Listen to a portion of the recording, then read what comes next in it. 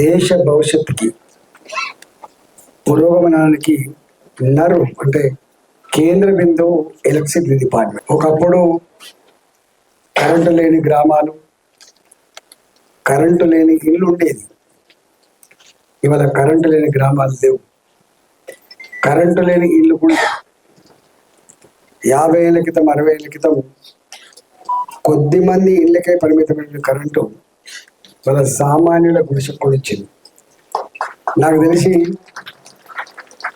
అన్ని ఫలితాలు అన్ని ఫలాలు ప్రజలకు అందిన కానీ కరెంటు మాత్రం అందింది. అంటే ఈ ఒక్కదాన్ని మాత్రం సమన్వయం జరిగింది. ఇవాళ 2 బాధ్యతలు ఎందుకు అంటున్నా అంటే, ఇప్పటిదాకా చెప్పండి మీ డిపార్ట్మెంటు, తర్వాత మీ ప్రమోషన్లు అవన్నీ మీకు సంబంధించినవి. మీరు చెప్పిన దాంట్లో ధర్మం కూడా ఉన్నది. ఈ హడాక్సిసాలకి బాధ అనిపించే అంశం ఏంటంటే, ప్రజాస్వామ్యంలో కానీ లేదా ప్రైవేట్ సంస్థల్లో కూడా ఎక్కడ కూడా పవర్ కాన్సన్ట్రేషన్ మంచిది కాదు అని. పవర్ కాన్సన్ట్రేషన్ ఎప్పుడు మంచిది కాదు. నేను 2 సూత్రాలు చెప్తా ఉంటా ఎప్పుడు. Concentrated economy leads to poverty. Concentrated power leads to anarchy. ఇవాళ అన్ని రంగాల్లో ఒక్క దగ్గర నిర్ణయిస్తేనే అన్ని జరిగిపోతాయటువంటి భావన అవుతుందో అది తప్పు అని తెలుస్తుంది. చేయలేదు ఎప్పుడు కూడా. ఇవాళ పైన ఉన్నటువంటి సీఎం నుంచి మొదలుపెట్టి డైరెక్టర్లు కింద దాకా ఉన్నటువంటి మా ఆర్టిజన్ కార్మికులతో సహా అందరికందరూ ఇది నా సంస్థ అనుకోకపోతే, దాన్ని ఓన్ చేసుకోకపోతే ఇది ఇంత స్థాయికి ఎదిగే ఆస్కారం ఉండదు. మనుషుల అంతస్తులు వేరు ఉండొచ్చు, కానీ మనుషుల ఆలోచన కానీ, మనుషుల కమిట్మెంట్ కానీ, తపన కానీ గంతే ఉంటుందని విషయం మర్చిపోదు. నా ఆర్టిజన్ కార్మికుడికి ఎంత తపన ఉంటుందో పైన ఉన్న సీఎండి కూడా గంతే తప్ప ఉంటుంది. ఆయనకి ఎక్కువ తపన ఉంటే మా తక్కువ తపన ఉండటం జరుగుతుంది.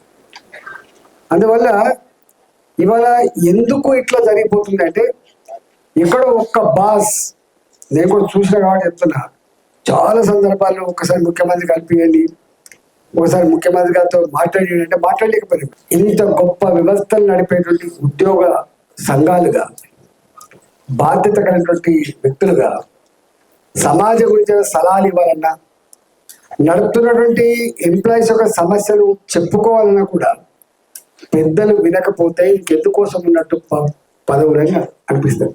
మనం మంచిగానే కదా, మీకు ఐడియా ఉండాలి. ఎలక్ట్రిసిటీ ఎంప్లాయీస్ మీటింగ్ పెట్టాము. ఇక్కడ మిడ్ కాంపౌండ్ లో పెట్టాం, అంతకన్నా ముందు అక్కడ కూడా పెట్టాం. ఇక్కడ ఎగ్జిబిషన్ గ్రౌండ్ లో పెట్టాం. బీసీదేమో మనం పెట్టాం, కరెంట్ వాళ్ళ శంకరావు పెట్టాం. అప్పుడు ఏమన్నా చూసిందా, అన్ని వేసి చూడు నన్ను వేసి చూడు బిడ్డ, కరెంట్ కనుక మీ ఆపెత్తే నీ కథమైపోతాం అని చెప్పినాం మనం. అంటే ఆనాడు ఉద్యమంలో కరెంట్ వాళ్ళ ఇంపార్టెన్స్ కంటే కనపడ్డది. కానీ ఇవాళ కరెంట్ వాళ్ళకు ఇంతకుముందు అంటారు కదా, మా ప్రమోషన్ ఇవ్వడానికి, మాతో చర్చ జరపడానికి, న్యాయం ఏందో తెలుసుకోవడానికి ఇంత కథ పడుతుందా అని చెప్పి ఇవాళ నేను అడుగుతా ఉన్నాను. ఇది మంచిది కాదు. మేము గుర్తు చేసేది మళ్ళా మిడ్ కాంపౌండ్ కూడా వచ్చింది. అది నన్ను సగం కలిసేసింది. అయినా ఉండాలి. ఆనాడు ఆర్టీసీ కార్మికులు సమ్మె చేస్తున్న సందర్భం అది. అంతకుముందు మున్సిపల్ కార్మికులు సమ్మె చేసారు, అంగన్వాడీ టీచర్ సమ్మె చేసారు, కానీ సమ్మె జరుగుతూ ఉంది. ఆనాడు రాజా గారు ఏం జారీ చేసినట్టే, సమ్మెలు నా రాజ్యం నిషేధం అన్నాడు. అంతేనా? సమ్మెలు ఉండద్దు, సంఘాలు ఉండద్దు, సంఘాలకు నాయకత్వం అయితే నాయకులు ఉండద్దు. నాయకులు లేని ఏమవుతుంది అని వల్లకాడ ఏమంటారు కదా, నాయకులు లేని తండ అంటారు అని ఉంటారు కదా. అంటే రాష్ట్రానికో నాయకుడు ఉండాలి, కానీ సంఘానికి నాయకుడు ఉండదంటే ఆయన మాత్రం ఎవరు బతకడా, ఎవరి బతుకు వాళ్ళు బతుకుతారు, ఎవరి మంచి చెడు చూసుకుంటారు కదా. ఆయన కూడా ఆనాడు ఒక కార్మికుడు పెట్రోల్ ముఖం తగలబడ్డాడు, ఐడియా ఉండాలి. దాదాపు 38-39 మంది చనిపోయారు. 38-39 మంది చనిపోతున్నప్పుడు ఆ సంఘాన్ని పెట్టిన వాళ్ళుగా, సంఘాన్ని పెంచిన వాళ్ళుగా సంఘంతో ఇంకా సంబంధాలు ఉన్నవాళ్ళుగా, చైతన్యమే సర్వస్వం అని చెప్పి భావించిన వాళ్ళుగా మేమన్నాం, అరే సంఘాలు నువ్వు నువ్వు నువ్వు పుట్టినప్పుడు ఉన్నాయి సంఘం, నువ్వు పుట్టినప్పుడు సంఘం ఉన్నది, ఇప్పుడు ఉంటుంది, రేపు కూడా ఉంటుంది. నీ జయజమా ఈ సంఘాన్ని నటించడం తరం కాదు. సంఘం ఉత్తగా రాలే, రక్త తర్పణాలు చేసి సాధించుకునే సంఘం, రక్త తర్పణాలు చేసి సాధించుకునే హక్కులు, రక్త తర్పణాలు చేసి ఇవాళ ఈ కార్మికులు ఉద్యోగులుగా వాళ్ళ సంఘాలు ఇక్కడ నిలబడి. ప్రజాస్వామ్యంలో ఇది ఒక పద్ధతి. నిజాం సర్కార్ రాజ్యం ఉండకపోవచ్చు, చక్రవర్తుల నియంత్రణ రాజ్యం ఉండకపోవచ్చు, కానీ ప్రజాస్వామ్యంలో ఇది పక్కా ఉంటుంది. కానీ ఇప్పుడు అర్థమవుతుంది ప్రజలంటే ఏంటి, సంఘాలంటే ఏంటి, సంఘాలు ఇప్పుడు అక్కడికంత సంఘాలు ఇప్పుడు అంటారు, ఒకసారి ఖండించాలా ఒకసారి ఖండించాలా అంటారు, ఒకసారి మాట్లాడాలి మా కోసం అంటారు. అందుకనే ఎవరు కూడా మిడిసి పడద్దు. అధికారం రాగానే అన్ని మర్చిపోయి నేనే అన్ని అని చెప్పిన భావిస్తే వాళ్ళ చరిత్ర కాలగర్భంలో కలిసిపోతుంది. నేను మున్సిపల్ కార్మికులకు సంబంధించిన నాడు నా ముందు 2 ప్రశ్నలు ఉన్నాయి. నా మంత్రి పదవి, నా లాయల్టీ ప్రూవ్ చేసుకోవడమా, బువ్వకు లేని కడుబీద రేఖల్లో ఉన్నటువంటి కార్మికుల పక్షాన్ని ఉండడమా? ఇది నా ముందున్నటువంటి ప్రశ్న. నేనన్నా ఆనాడు తప్పకుండా నోరు లేని, దోపిడీ గురయ్యే, అంచుమెత గురయ్యే, 8,000 రూపాయల జీతంతో కనిపించిన అమ్మా నాన్నకు అన్నం పెట్టలేని, కన్న బిడ్డలకు చదువు చెప్పించలేని నా మున్సిపల్ కార్మికుల జీతభత్యాల పెరుగుదలనే నా ఎజెండా అని చెప్పి అనుకొని లిబర్టీ దగ్గర వాళ్ళు మీటింగ్ పెట్టారు. 1,700 మంది కార్మికుల్ని ఆనాడు ఒక కలం బోర్డుతో తీసేస్తే ఆ 1,700 మంది కార్మికులు లిబర్టీ ఒక మ్యారేజ్ హాల్లో మీటింగ్ పెట్టారు.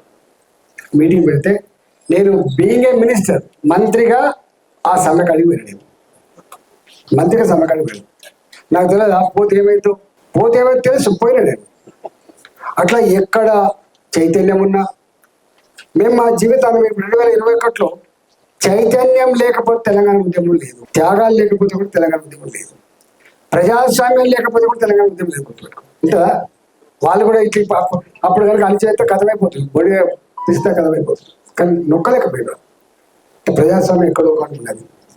అందువల్ల తప్పకుండా నేను ఒకటే, ఏ పాలకుడైనా కూడా ఒడ్డెక్కేదాకా ఊడమల్లప్ప, ఒడ్డెక్కిదాకా బోడమల్లప్పలాగా మాట్లాడుతూ కావచ్చు, కానీ ఎక్కడ పోతావు నువ్వు? తొండ పరుగు ఎనుగుల దాకానే, గుర్తుపెట్టుకో బాబు, తొండ పరుగు ఎనుగుల దాకానే. ఎవరి పరుగైనా 5 ఏళ్ళు కదా మనం మోసం చేసింది. 5 ఏళ్ళు దబాయిస్తారు కావచ్చు, 5 ఏళ్ళు అధికారాన్ని చెలాయిస్తారు కావచ్చు, తదుపరి ఎక్కడికి పోవాలి? మళ్ళీ రావాల్సిందే కదా. ఎక్కడ పోయినా కుమారస్వామి మీ సంఘం మాకు మద్దతుతావా లేవా? ఎక్కడ పోయినా ఇంకా మద్దతుతావా లేవా? నీకేం కావాలని చెప్పి అన్ని చేసి పెడతాం రావే అంటారు.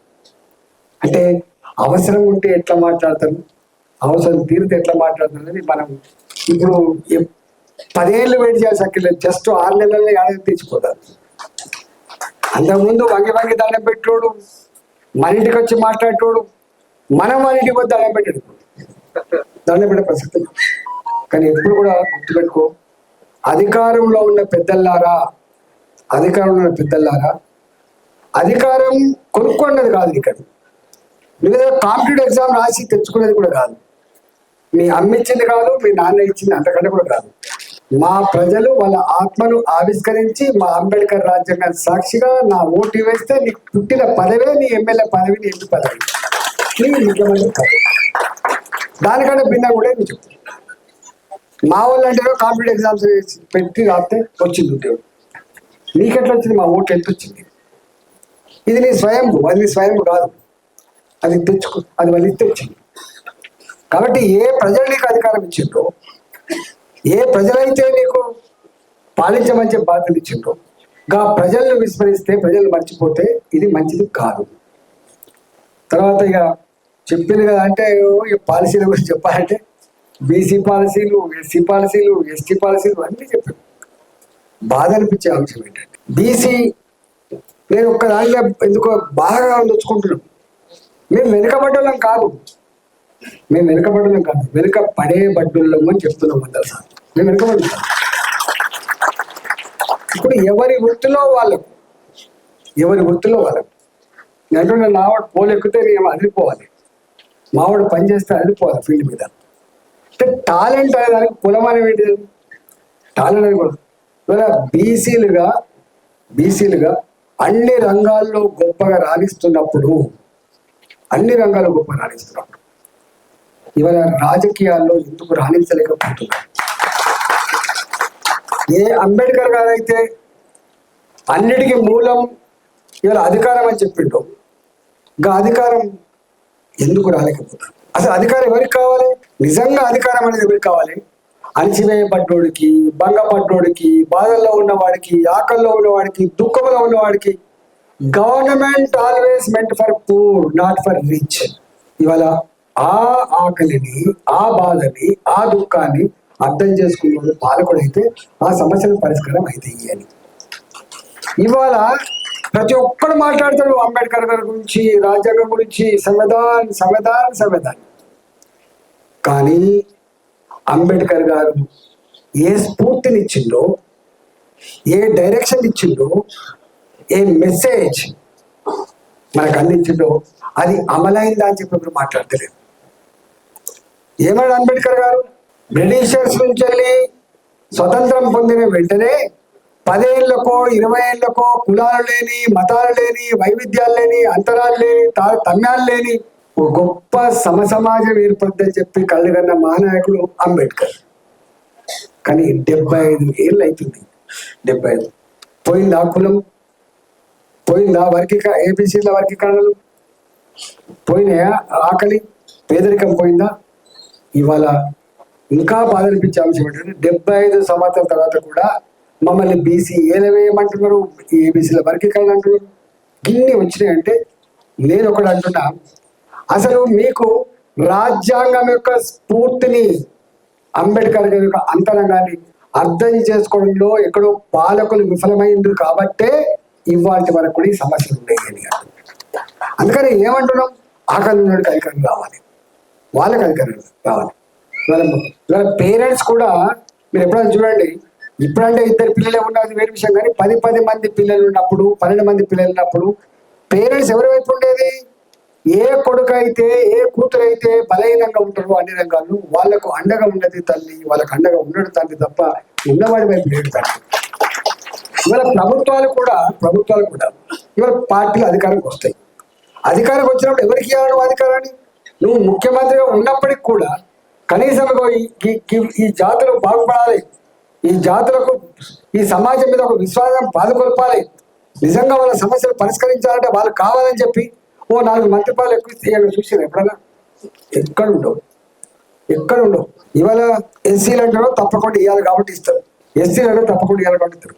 ఈ బీసీల వల్ల పోటీ పడి రావాలి. ఎక్కడ పోటీ పడతారు? ఏమున్నాయనతో పడి నువ్వు ఇలా ఎన్నికల్ని ఎంత దారుణంగా చేసినట్టే, సామాన్యుడికి అందకుండా అనేక రంగాలు ఎట్లా దూరం అయిపోయినాయో అన్నిటికంటే ముందు దూరం అయిపోయింది రాజకీయం, దూరం అయిపోయింది సామాన్యుడికి. ఇది ఒక అంగట్లో కొనుక్కునే వస్తువులాగా తయారు చేసి పెట్టింది. అందుకని ఎక్కడ పోటీ పడతావు, నీకు ఎవడు ఇవ్వాలి, నీ సంబంధాలు నీకు ఎక్కడి చేస్తే పైసలు చెప్పండి. అందుకని ఇవాళ సక్సెస్ఫుల్గా అందరూ పోటీ చేయొచ్చు, అందరూ నాయకులు కావచ్చు, కానీ మనం పోగానే అంటాడు, ఇందాక ఏం పాడైంది పాపం, నువ్వు మంచోడు కదా ఏం పాడైంది అంటాడు. అంటే టికెట్ ఇచ్చినప్పుడే నువ్వు నీ దగ్గర ఏముందంటాడు, టికెట్ వచ్చిన తర్వాత ఏదో వాళ్ళకు అవసరం ఉంటుంది కాబట్టి, కొంతమంది చూపించుకోవాలి కాబట్టి ఇక్కడ ఇస్తే అది పట్టుకొని పోతే ఏమంటే నేను ఏం పడైంది పాపం, మంచోడు కానీ అంటాడు ఆయన. అలా కథమైపోతుంది. ఇవాళ ఎంతమంది మంత్రులు ఉన్నారు మీరు చెప్పండి? బలవంతంగా ఇది కూడా ఎందుకు ఇస్తారంటే పుసుకున ఎక్కడ వీళ్ళంతా తిరుగుబాటు చేస్తారో, ఎక్కడ వీళ్ళని రెవల్యూషన్ వస్తుందో ఆల్రెడీ వచ్చిన్నది. ఇవాళ ప్రతి గుడిసెలో చదువుకున్న బిడ్డ ఉంటాడు. అయ్యలా మాత్రం అవగాహన లేకుండా లేవు, అన్ని రకాల అవగాహన ఉన్నది, గుర్తుపెట్టుకోండి. కానీ సందర్భం కోసం వెయిట్ చేస్తాను, సందర్భం వచ్చినప్పుడు గుర్తులు దిబ్బదిగిపోతుంది. నెగ్లెక్ట్ చేయండి. నువ్వు ఎవరిని కూడా నెగ్లెక్ట్ చేసే ప్రయత్నం చేస్తే అన్ని తెలిసిన వాళ్ళు ఉన్నారని కూడా తెలిసి, అన్ని రకాల అనుభవం ఉన్న వాళ్ళు, తెలిసిన వాళ్ళు, సమాజం పట్ల సునిశ్చిత పరిజ్ఞానం ఉన్న వాళ్ళు ఉన్నారని తెలిసి కూడా నువ్వు నెగ్లెక్ట్ చేసిననుకో తప్పకుండా నేను ఒక ఆడు గుడ్డులు గుర్తాను, సంగతి తెలుస్తాను. అందుకనే ఇవాళ నేను ఒకటే, మీరు సంఘం నిజంగా గ్రేట్నెస్ ఏంటంటే 19 ఏళ్ళు నడపడం అంత ఈజీ కాదు, పుడితే పోతాయి. కానీ మీ సంఘం రోజు తర్వాత బలపడ్డట్టుగా కనబడతాం. ఇలా 5,000 మంది మీరు ఎప్పుడు నేను ఒక మాట చెప్పిపోతున్నా, సంఘం అది నీ బాధ్యత. సంఘం బతుకుంటేనే నీకు ఇంత గౌరవం గుర్తుపెట్టుకో. సంఘం లేనాడు ఈ మాత్రం కూడా నేను కాలటోడు కూడా లేడు. సంఘం ఎవరికి కావాలి? సంఘం వీళ్ళకే కావాలి.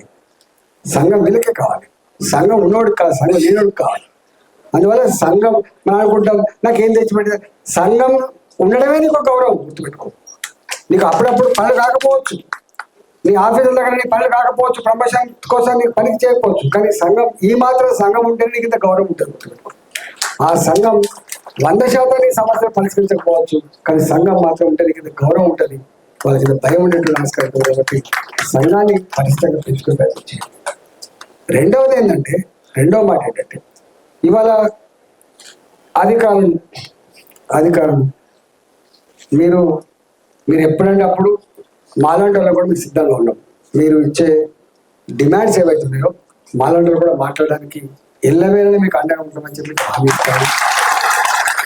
రెండవది, ఇవాళ మీరు ఏ సమస్యలు అయితే లేవనెత్తారో ఆ సమస్యల పరిష్కారంలో మా వంతుగా తప్పకుండా మీకు అండగా ఉండడమే కాకుండా సంఘ అభివృద్ధిలో మీ రేపటి భవిష్యత్ కార్యక్రమంలో మేము మీ ఇంటివాడిగా, మీ వల్ల మీ దాంట్లో ఒకటిగా, మీ ఇంటివాడిగా మా వంతు పాత్ర కూడా పోషిస్తామని చెప్పి ఎన్ని కష్టాలున్నా ఎన్ని బాధలున్నా మీ నడుపుతున్నటువంటి నాయకత్వానికి ధన్యవాదాలు తెలుస్తూ